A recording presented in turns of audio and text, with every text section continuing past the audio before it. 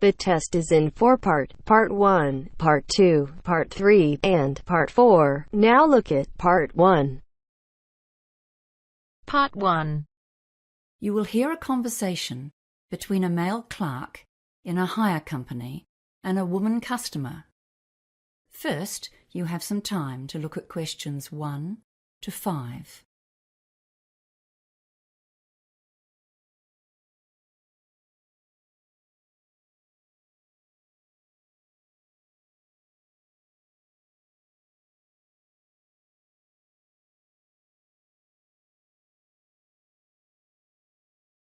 Now we shall begin. You should answer the questions as you listen, because you will not hear the recording a second time. Listen carefully and answer questions 1 to 5. Hello, welcome to Harry's Hire Company. How can I help you? Oh, hi, yes. I've come in to find out about renting stuff for a 21st birthday party. Yes, of course. First of all, what date is the party? It's next Saturday. That was the closest we could get to the actual birthday, which is the 22nd of November. Gosh, it's hard to believe it was 21 years ago. Seems like yesterday. So the 18th of November? No, sorry. I meant the following Saturday, the 25th. Okay, we have just about everything here. Tableware, marquees, you name it, we rent it. What size of event are we talking about here? Yes, that's a good question. We were planning to have about 40 people, but you know how these things grow, and it went up to 60 at one stage. I think it's back to 55 now. Yes, that's right. It was all getting a bit out of hand. Okay, and what kind of catering and entertainment are you having? We can help with entertainment hire too. You know, if you need microphones or a sound system. Oh, that's good. We've booked a catering company and they're providing a meal. It's nothing elaborate, just finger food snacks and then a simple buffet meal. So we'll need all the usual dinner plates and bowls. I suppose 5 dozen of everything. Oh, and knives and forks too, 5 dozen sets. We won't need any cooking equipment because the caterers will do that. And they're providing tea and coffee as well. I see. And do you need any tables or chairs? Well, not tables, because we wouldn't have room for them. But I suppose some extra chairs might come in handy. What type do you have? Come over here and I'll show you. We have a couple of different kinds. We do have the folding wooden ones, like these. But the most popular ones are just those stackable plastic garden chairs. We rent a lot of those. Yes, the plastic ones look great. Maybe 40 of those. Okay. I'm making a list here as we speak. Was there anything else? Oh, do you want small or medium glasses? People generally want both sizes. Yeah, better get both kinds. 4 dozen of each. And what else? The caterers are supplying a punch bowl, so that's okay. Oh, I know. What about 6 ice buckets for keeping the drinks cold? We're providing all the drinks because I have a friend who's helping us with that. I suppose this is going to get very expensive. Before you hear the rest of the conversation, you have some time to look at questions 6 to 10.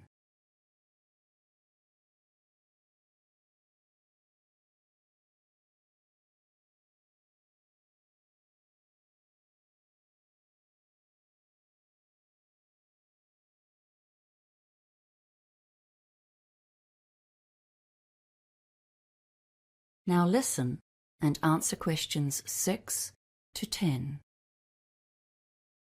Well, let's talk about our packages and rental deals. Firstly, what day do you want to collect the equipment? Oh, I'm not sure.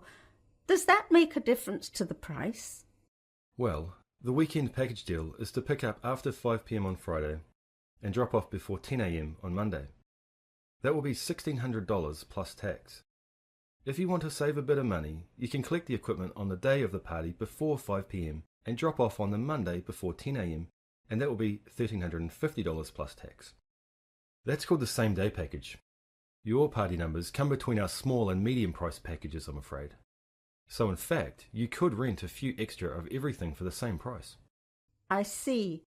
Well, we're not inviting more guests. I think we have quite enough already. Are there any other hidden charges with those packages? No, not really. But if you want us to drop off and pick up at your house, there is an extra home delivery charge of $50, provided you live within 10 kilometres of here. Oh, and if you want to take out breakage insurance, that's a $60 flat fee. Otherwise, you pay for every item you break at the replacement cost. Wow, so how much is that then? I bet that soon adds up. Well, yes, it does a bit. Let's see. Tableware is $3.55 a piece, small glasses are $3.50, and medium glasses are $4.40. Oh, and if you break a chair, they're expensive, $15 each, and you'll be surprised what happens when the party gets going. Yes, insurance sounds like a good idea. And I think I'll take the weekend package deal, thanks. It's much more convenient, isn't it? And not much more expensive. Okay, so let's take a few details then. Your name? Oh, it's Susan Millins. Is that Miller? No, it's Millins. Right, and your address, please? 28B Sandstone Close, Martinsborough. And just to confirm the order, the medium-sized party weekend package with breakage insurance. And did you want to collect this yourself? Yes, thank you.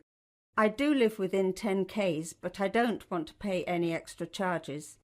I'll get my son to help me. Okay, we'll need an emergency contact number, just in case anything goes wrong. Oh, and credit card details, of course. Oh, yes, of course. The phone number is 084-398-7695. Okay, thank you. And now the credit card. That is the end of part 1. You now have half a minute to check your answers.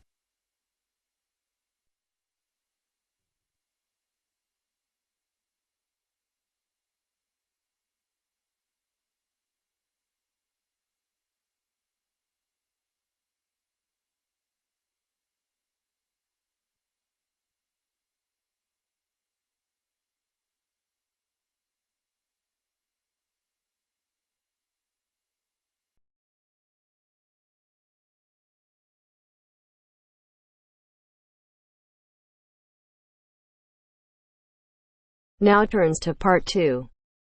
Part 2.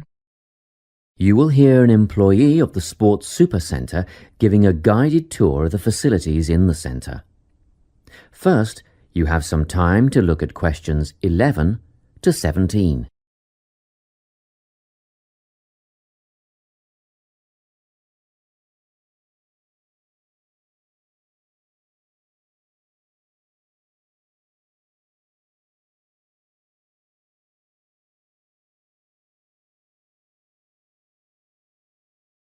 Listen carefully and answer questions 11 to 17. It's so nice to see so many people here on our open day. I hope you'll be impressed by what you see and that you'll all decide to join up. We have tried to cover all aspects of sport and fitness here at the centre. Well, let's start, shall we? As we're standing here at reception looking down the long corridor, you'll notice the car park on your left, where most of you have parked, asks you to reverse into the parking spaces for safety reasons. Also, this morning, a couple of keen potential members rode their bikes right in through the door instead of leaving their bikes outside there on your right, where the secure bike stands are. You may be wondering why there are so many mothers arriving with little children. As we proceed, you'll see that this first room on your right is a creche, where you can leave your little ones for up to 2 hours and they'll be expertly supervised while you work out. After the creche, on the same side of the corridor, is the male locker room with showers, spa and sauna. Opposite that, on your left, there's a staircase leading to the mezzanine floor. You'll not only get a great view out over the playing fields, but you'll also find a coffee shop and snack bar selling a range of wholesome food and drinks, protein shakes, fruit smoothies, that kind of thing. We won't go up the stairs at this point. I'll give you some time later when you can explore at your leisure. Most of you in the group are women, so next let me point out the women's locker room, which has the same facilities as the men's, things like showers, spa and sauna. It's separated from the men's locker room by an office which the staff mainly use for administrative purposes. As we move on the same side of the corridor as the stairs, you'll see the entrance to the main hall, where they hold yoga classes, aerobics and so on. On the wall here, there is a timetable of all group classes and it is updated regularly. Now, opposite the hall is the gymnasium itself. Go ahead, have a look. Impressive, isn't it? Very spacious, light and airy with all the most modern equipment. As we continue down the corridor past the main hall, on the same side, there is a conference room. This is mainly used when the centre is hosting a big sports event of some kind. It gives the officials a quiet place to gather and have meetings and so on. You'll have seen the 400-metre athletics track on your way in beside the car park. We have some pretty big athletics conventions here. Well, after a strenuous workout, I bet there's nothing you'd like more than a swim in the aquatic complex. But first, these rooms on our right are all part of the sports medicine clinic, where you have access to a doctor, physiotherapist, massage therapist, podiatrist, and even a sports psychologist if you need one. Of course, you'll need to make appointments, but if you have any questions, just pop in and see the clinic receptionist and she'll help you out. Okay, let's go through the turnstile ahead of us. And here we are, in the aquatic centre. Turn left, past the pool shop where you can buy or hire goggles, swim caps and such like, and we're outside, poolside. Beautiful, isn't it? Especially on a day like today. Go on, dip your toes in the water, and if that's not warm enough for you, then I'll take you to the indoor pool, which is less than half the size, but heated to 32 degrees. Let's go back past the pool shop and through the double doors to the indoor pool. Well, that's all I have time to show you. Let's go back to the reception area, and if you like, we can run through some details about opening hours, membership and so on. Before you hear the rest of the talk, you have some time to look at questions 18 to 20.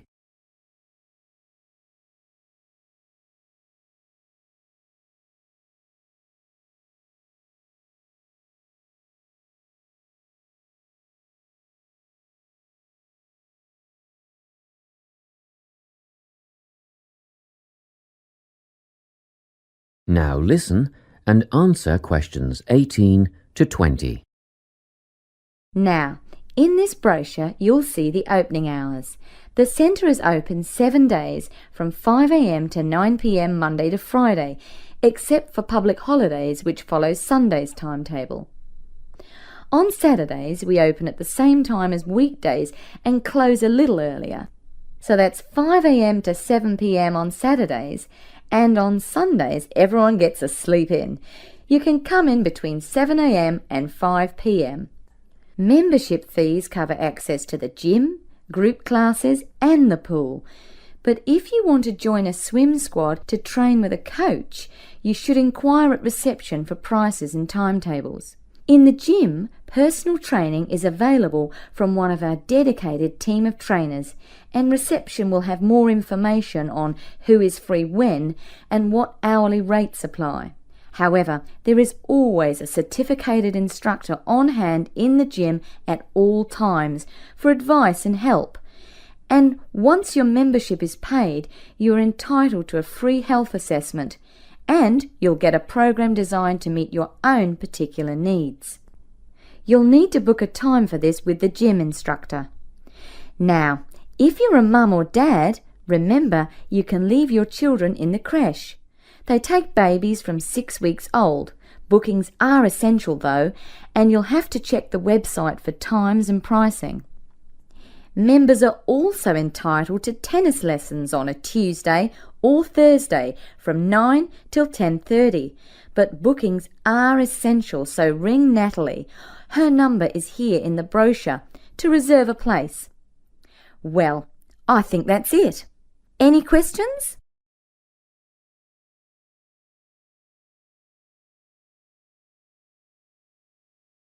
That is the end of part 2. You now have half a minute to check your answers.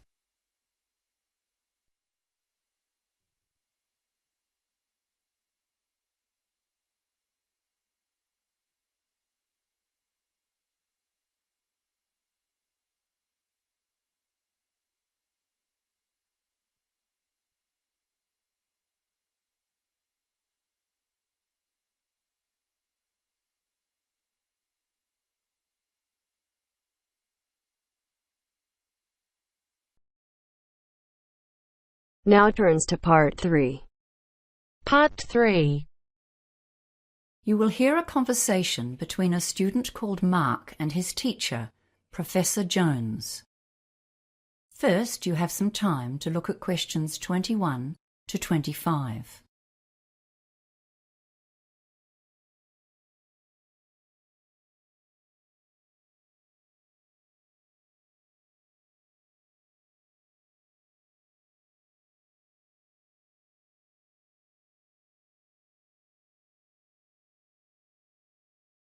Now listen carefully and answer questions 21 to 25.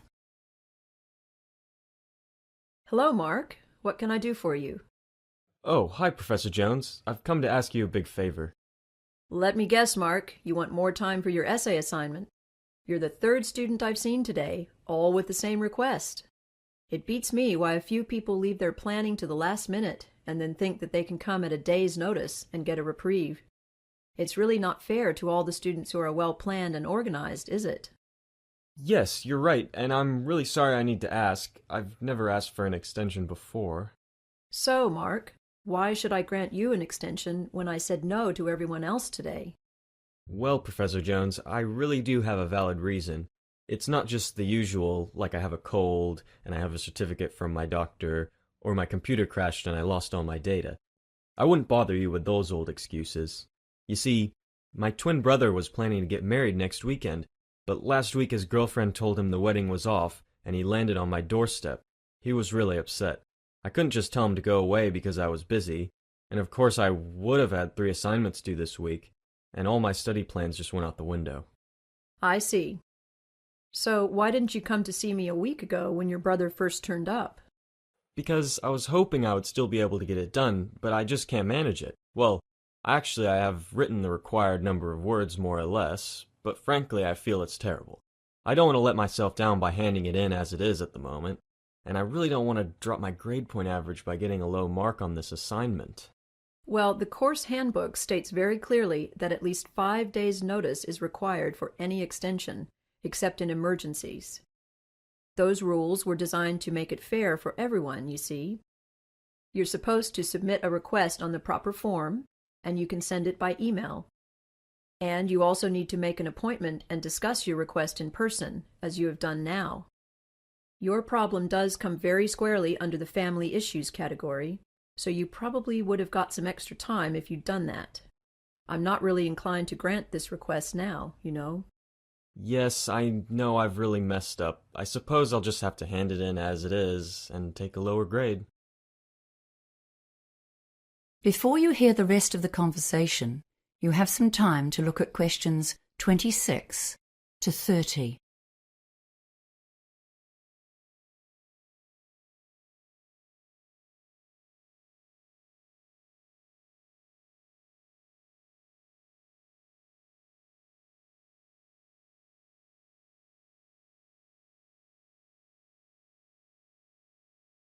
Now listen and answer questions 26 to 30.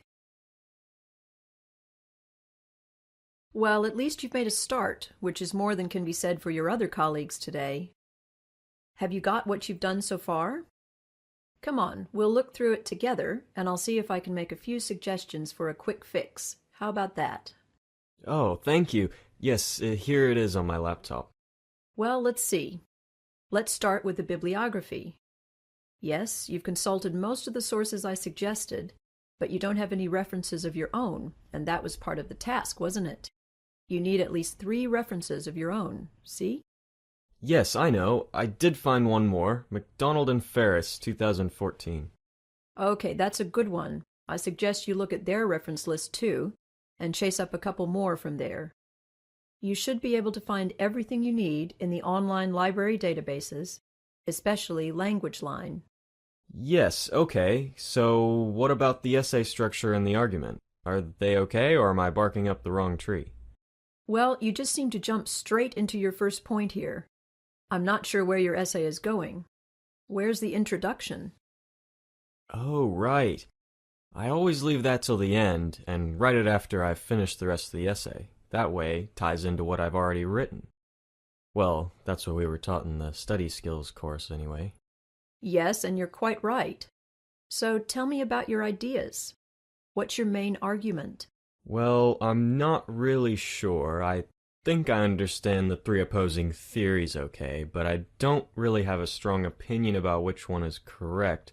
I was more thinking of explaining them all as clearly as I can, and then giving the evidence for each one.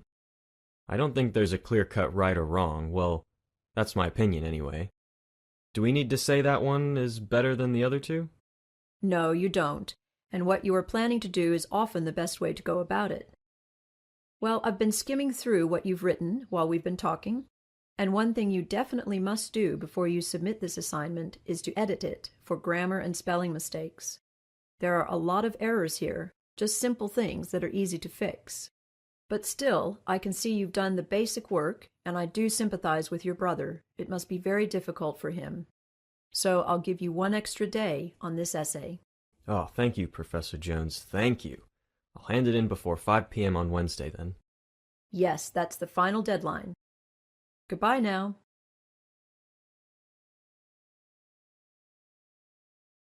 That is the end of part 3. You now have half a minute to check your answers.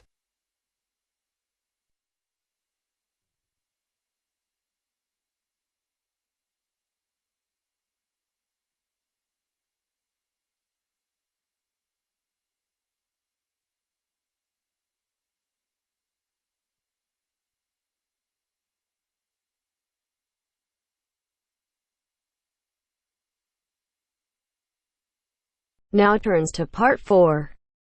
Part 4. You will hear a talk on the topic of time perspectives. First, you have some time to look at questions 31 to 40.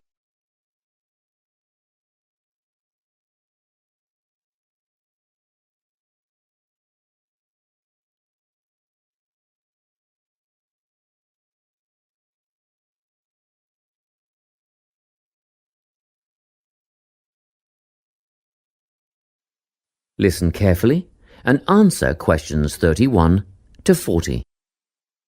Today, I'm going to be talking about time. Specifically, I'll be looking at how people think about time and how these time perspectives structure our lives. According to social psychologists, there are 6 ways of thinking about time, which are called personal time zones. The first 2 are based in the past. Past positive thinkers spend most of their time in a state of nostalgia, fondly remembering moments such as birthdays, marriages, and important achievements in their life. These are the kinds of people who keep family records, books, and photo albums. People living in the past negative time zone are also absorbed by earlier times, but they focus on all the bad things, regrets, failures, poor decisions. They spend a lot of time thinking about how life could have been. Then, we have people who live in the present. Present hedonists are driven by pleasure and immediate sensation. Their life motto is to have a good time and avoid pain. Present fatalists live in the moment too, but they believe this moment is the product of circumstances entirely beyond their control. It's their fate, whether it's poverty, religion, or society itself. Something stops these people from believing they can play a role in changing their outcomes in life. Life simply is, and that's that. Looking at the future time zone, we can see that people classified as future active are the planners and go-getters. They work rather than play and resist temptation. Decisions are made based on potential consequences, not on the experience itself. A second future-orientated perspective, future fatalistic, is driven by the certainty of life after death and some kind of a judgment day when they will be assessed on how virtuously they have lived and what success they have had in their lives. Okay, let's move on. You might ask, how do these time zones affect our lives? Well, let's start at the beginning. Everyone is brought into this world as a present hedonist. No exceptions. Our initial needs and demands, to be warm, secure, fed, and watered, all stem from the present moment. But things change when we enter formal education.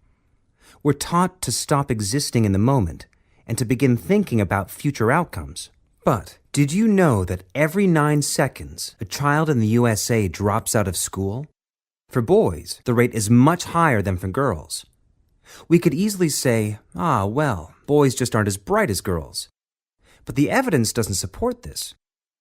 A recent study states that boys in America, by the age of 21, have spent 10,000 hours playing video games.